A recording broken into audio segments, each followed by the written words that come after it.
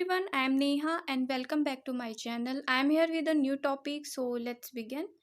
तो आज का हमारा टॉपिक है स्टर्नबर्ग्स की थ्योरी ऑफ इंटेलिजेंस। तो चलिए स्टार्ट करते हैं।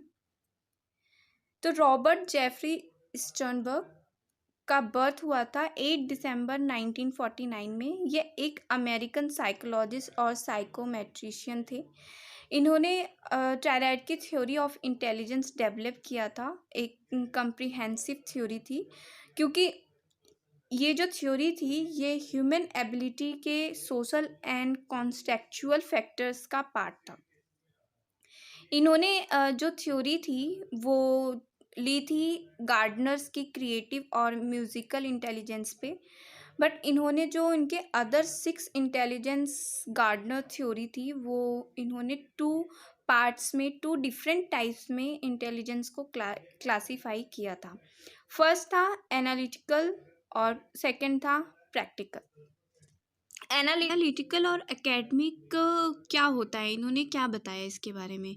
इन्होंने बताया कि जो हमें एक टास्क या प्रॉब्लम दे दी जाती है, जब हम उसको सॉल्व करते हैं तो वो एनालिटिक या फिर एकेडमिक इंटेलिजेंस होता है। फॉर एग्जांपल, जैसे हमें प्रैक्टिकल करने के लिए दे दिया गया है फर्स्ट ईयर में, आप उस प्रैक्टिकल में पहले एम्स लिखेंगे, अगर हाइपोथेसिस है तो हाइपोथेसिस लिखेंगे, फिर इंट्रोडक्शन, फिर उसके बाद मटेरियल्स जो यूज़ हुआ है उसके प्रोसीजर को लिखेंगे, फिर उसके बाद आप स्कोरिंग करेंगे, इंटरप्रिटेशन करेंगे, डिस्कशन, कंक्लूज़न, बहुत सारे स्टेप्स हैं उसमें। जब आप उसको कंप्लीट कर लेंगे तो वो आपका टास्क जो है वो कंप्लीट हो गया। तो ये जो प्रोसेस है, ये जो इंटेलिजेंस आपकी इसमें लगी है, एबिलिटी जो है, वो एनालिटिकल एकेडमी में आएगी। अब प्रैक्टिकल क्या है? प्रैक्टिकल मीन्स आपने जो पहले सीखा हुआ है, जो इन्फॉर्मेशन आपके पास है, उसको प्रैक्टिकली किसी दूसरे कॉन्टेक्स्ट में, किसी डिफरेंस कॉन्टेक्स्ट में आप उस चीज़ को यूज़ कर रहे हैं, वो एबिलिटी आपके पास है। जैसे अभी प्रैक्टिकल वगैरह है, उसमें स्कोरिंग है, इंटरप्रिटेशन है, ये सारी चीज़ें जो हैं ये आप 006 के क्वेश्चन सब्जेक्ट से सीखेंगे और फिर उसके बाद वहाँ पे इंटरप्रिटेट कर पाएंगे, स्कोरिंग कर पाएंगे। तो क्या किया आपने, पहले आपने उसको पढ़ा और फिर उसके बाद आपने दूसरे उसके डिफरेंस कॉन्टेक्स्ट में उसको यूज़ किया। तो ये आ गया प्रैक्टिकल इंटेलिजेंस में। तो अब नेक्स्ट इनकी जो ट्रायड की थ्योरी है, इन्होंने क्या दी थी उसको देखते हैं। तो चलिए जान लेते हैं कि ये स्टर्नबर्ग की जो थ्योरी थी, ट्रायड की थ्योरी, उसमें क्या था। तो इन्होंने अपनी थ्योरी को थ्री सब थ्योरीज में डिवाइड किया था। फर्स्ट था कंपोनेंशियल, इसको एनालिटिकल सब थ्योरी भी कहते हैं। एक्सपेरिमेंटल सब थ्योरी, इसको क्रिएटिव सब थ्योरी भी कहते हैं। और कॉन्टेक्चुअल सब थ्योरी, जिसे प्रैक्टिकल सब थ्योरी भी कहते हैं। तो एनालिटिकल सब थ्योरी क्या थी, इसमें ये था कि ability to complete academic problem solving task. अगर आपको कोई टास्क दे दिया जाता है, जैसे कि आपको कोई प्रैक्टिकल दिया गया और उसको आपने किया, उसकी प्रैक्टिकल को कंप्लीट किया, उसकी स्कोरिंग की, उसके जो भी कंक्लूज़न निकला उसको लिखा, तो ये आपने एक टास्क को कंप्लीट किया। तो ये किसके अंदर में आएगा, एनालिटिकल सब थ्योरी के अंदर, क्योंकि आपने पहले एम्स लिखा, फिर खुद से हाइपोथेसिस को क्रिएट किया, फिर उसके बाद फिर स्कोरिंग, इंटरप्रिटेशन, कंक्लूज़न, सब कुछ आपने खुद किया। तो ये एक टास्क था जिसे आपने कंप्लीट किया। अब आते हैं एक्सपेरिमेंटल या क्रिएटिव थ्योरी। तो इसमें नॉर्मली ये जो थ्योरी होती है, अपनी इमेजिनेशन को, फॉर एग्जांपल अपनी इमेजिनेशन को, राइट अ शॉर्ट स्टोरी, फिर या तो अपनी इमेजिनेशन को पेंटिंग के थ्रू आप बताते हैं, अपने आइडियाज़ को देते हैं। तो ये किस में अंडरलाई करता है, क्रिएटिव सब थ्योरी में। नेक्स्ट है कॉन्टेक्चुअल या प्रैक्टिकल।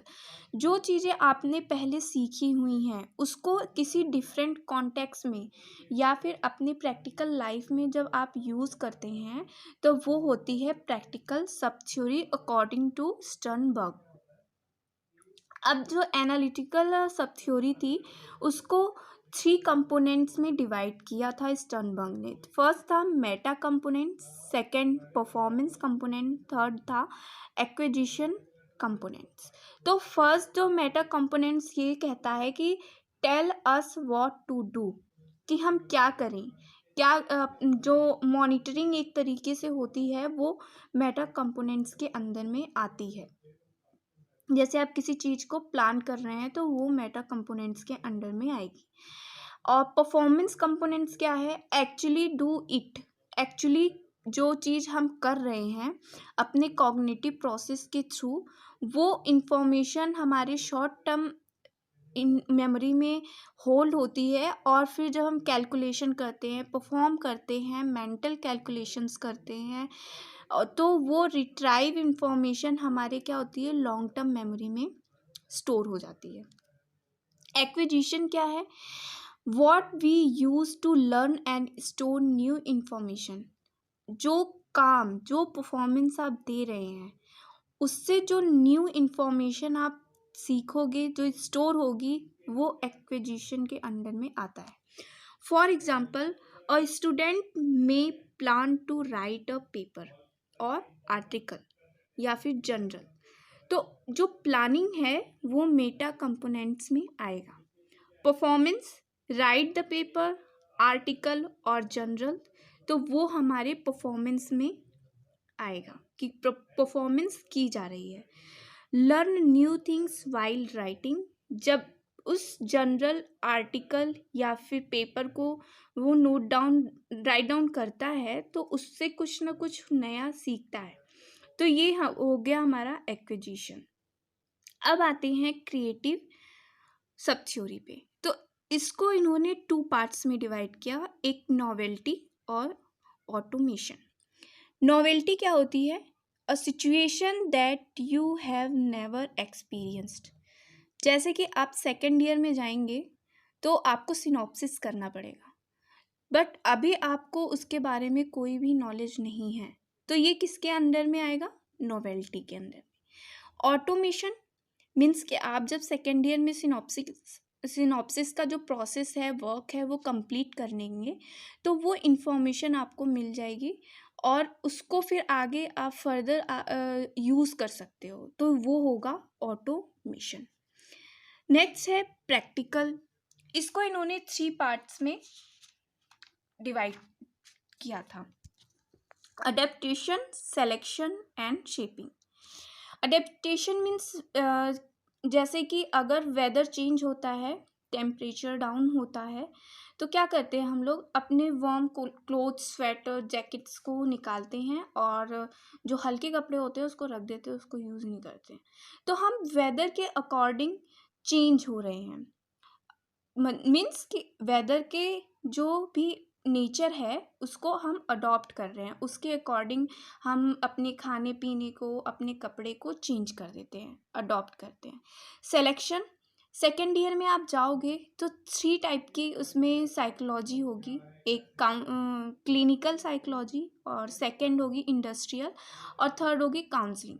तो इसमें से जो आप चूज़ करेंगे ना वो सिलेक्शन में आएगा। थर्ड है शेपिंग। शेपिंग एक बहुत ही डेली रूटीन लाइफ का एक एग्जांपल मैं देती हूँ। जैसे कि आपके दादाजी हैं, उन्होंने आपके फादर को पढ़ाया लिखाया, तो और फिर आपके फादर ने आपको पढ़ाया लिखाया, आप अपने बच्चों को पढ़ाएंगे लिखाएंगे, तो ये क्या हो गया, अपनी जनरेशन को शेप देना, कि आप आने वाली पीढ़ियों को या अपने लिए कुछ कर पाएँ, अपनी लाइफ को अच्छे तरीके से जी पाएँ। तो ये हो गया अपनी जनरेशन को शेप देना। तो ये था स्टर्नबर्ग का hierarchy theory of intelligent. I hope ये टॉपिक आपको अच्छे से क्लियर हो गया हो। तो घर पे रहिए, सुरक्षित रहिए, सीखते रहिए, मेरी वीडियोस को देखते रहिए। Thanks for watching.